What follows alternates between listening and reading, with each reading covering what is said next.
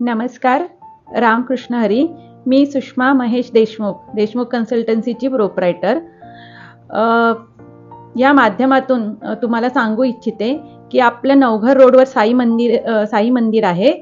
तिथे त्या सोसायटीतले सगळेच रहिवासी हे दरवर्षी म्हणजे हे चौथं वर्ष आहे ते दिंडीचं आयोजन करतात. आषाढी एकादशीच्या दिवशी आपले काही मंडळी आहेत, त्यांची एक संस्था आहे श्री सेवा भजन संस्था.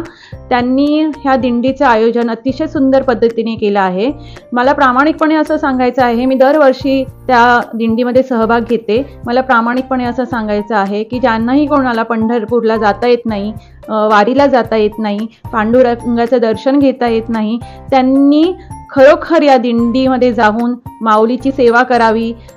जेही काही पुण्य आहे आपल्या पदरात पाडून घ्यावं. त्यांनी सगळ्यांनी तिथे लोकांनी भरपूर प्रमाणात तिथे जाऊन माऊलीचं दर्शन घ्यावं.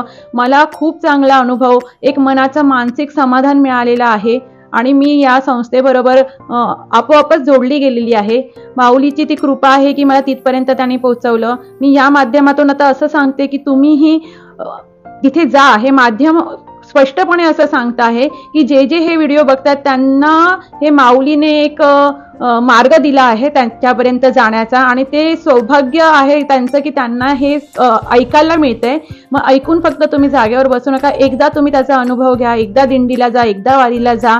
तुम्हाला स्वतःलाच त्या गोष्टीचं किती सुख आहे, किती समाधान आहे आणि त्यातून तुम्हाला किती त्याचा लाभ मिळणार आहे हे तुम्हाला आपोआपच पुढच्या वर्षामध्ये तुम्हाला समजेल. त्यामुळे रामकृष्ण हरी, तुम्ही नक्की दिंडीला जा आणि तुम्ही त्यांच्या दिंडीमध्ये सहभाग घ्या.